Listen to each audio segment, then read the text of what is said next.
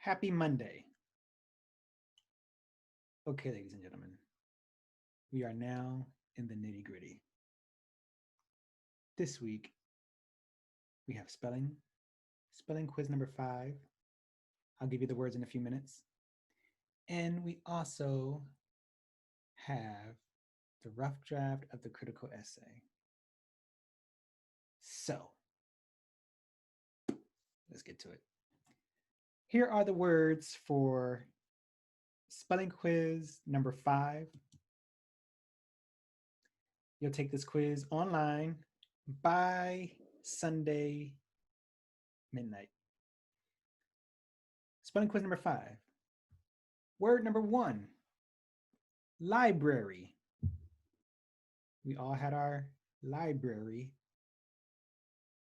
research workshop. Number 2, license, as in a driver's license. Number 3, loneliness. Loneliness. Number 4, losing. The team was losing the game. Number 5, marriage. Love and marriage. Number 6, mathematics. Mathematics.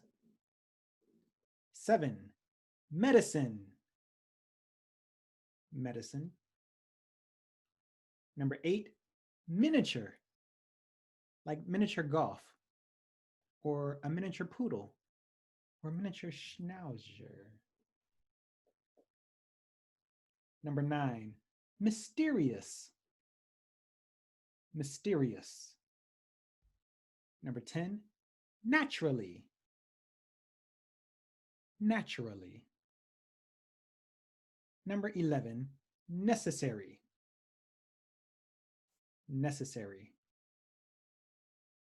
Number 12, neighbor. Won't you be my neighbor? Number 13, neither or neither, however you like to say it. Number 14, noticeable.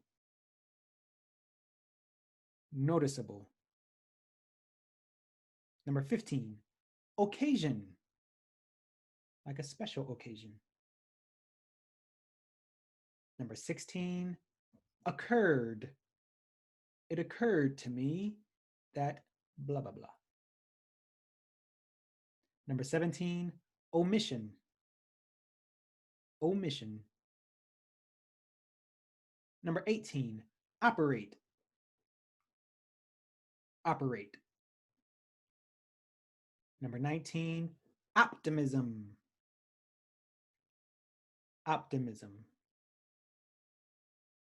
And number 20, ought. You ought to learn how to spell ought correctly. You ought to. You oughta. Ought. Ought. Those are our spelling words for quiz number 5. The quiz will pop up. It'll say new test available in the announcements.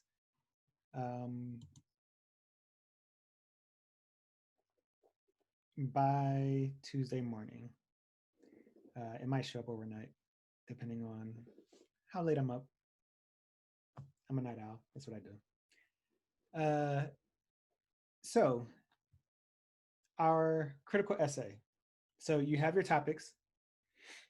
What we're going to do now is you are going to create a rough draft. This rough draft should be in MLA format. It should be 5 paragraphs, introduction paragraph, unbiased summary paragraph,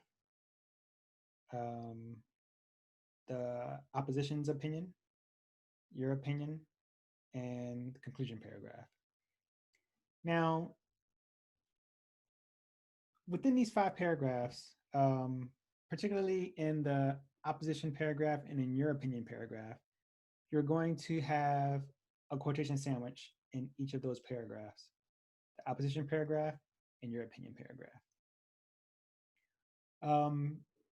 Below this video, you'll see a lesson on quotation sandwiches. It's one of my favorite things to teach because it is it's so useful to know what journalists do when it comes to taking quotes and creating a reality in the news. Like the news isn't totally objective. We try to do things to make news and events objective, and the closest that we can come to it is at this point the closest that we can come to it is probably just like showing like video footage and letting you decide for yourself. But in the past, um, there have been annals where like monks or priests would record things that happen in history. And an example might be like it'll be a year, and then it'll be maybe a year, a month, and an event, something that happened.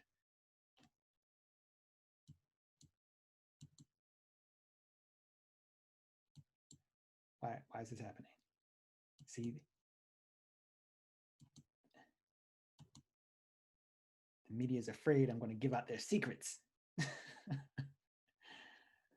um, oh gosh. So let's change cameras.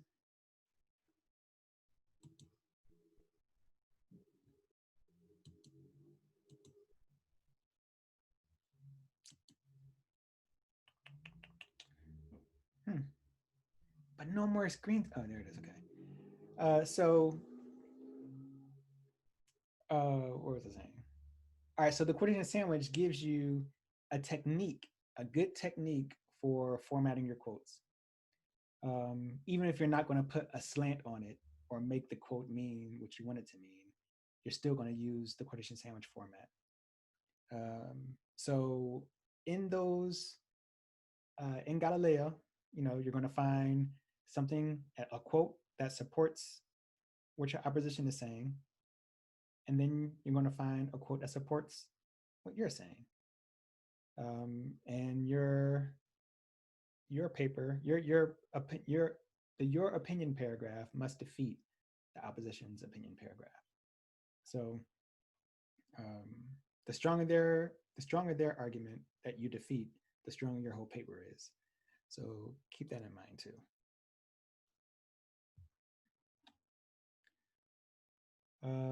And then I'm going to review your paper, and we're also going to do a peer review. I'll print out your papers, and then I'll bring them to class, and we'll do a peer review in class. And I'll figure out a way to do it so that it's we're still being responsible. And we'll also play a game while we do a peer review, a game called Assassin. And I like it. It's a pretty cool thing to do during peer review, and it also leads into another lesson. So let's see if the other camera's working. Okay.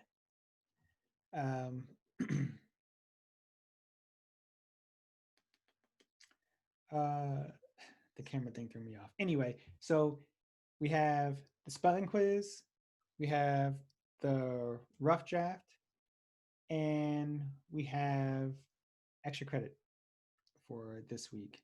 There's an extra credit this week, and there's an ongoing extra credit. An ongoing extra credit is alphabet aerobics. So you have until the last day of class to prepare and to recite alphabet aerobics for us in class to the music of alphabet aerobics. I'll put a little video of Daniel Radcliffe doing alphabet aerobics in this announcement also.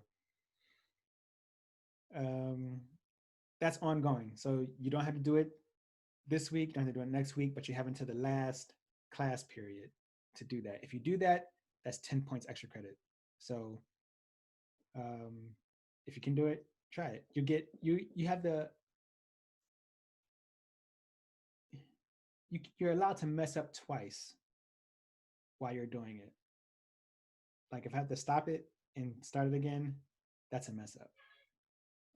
So you can mess up it twice, but that third time, like you can't mess up. Like don't strike out. So just make sure you can do it before you do it, and you're allowed to read the lyrics. So, yep. And in class, if you want an example of me doing it, I'll do it too. Just to show you that it can be done. It can be done. All right. So extra credit this week. Extra credit this week is about torrents.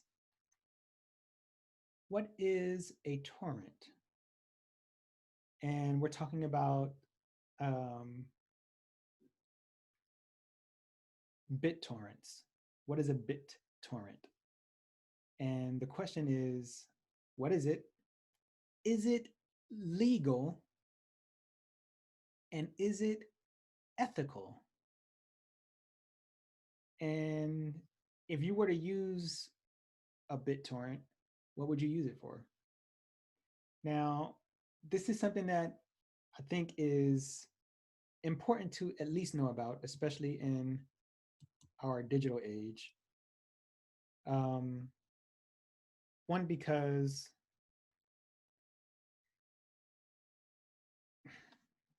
everything is digital.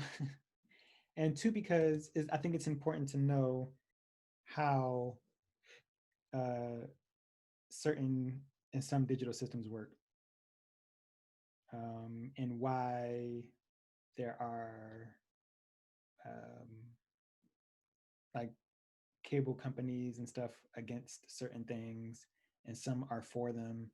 And I think you'll gain some insight if you do this extra credit. So what is a BitTorrent? Is it legal? Is it ethical? What would you use it for?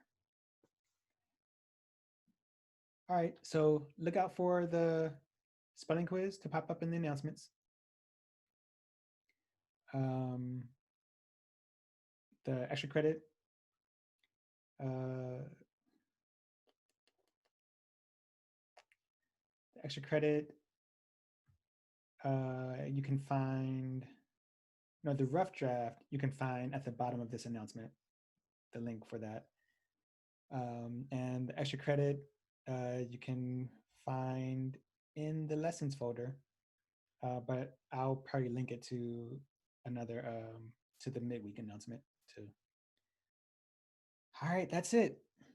If you have any questions, shoot me a message, or by all means, come to the Collaborate room during the office hours. I can answer your question right then and there. A lot of emails are going around since we're in the middle of the semester, not just from students, but from administration and other faculty members. So with all these emails, sometimes an email gets lost in the mix.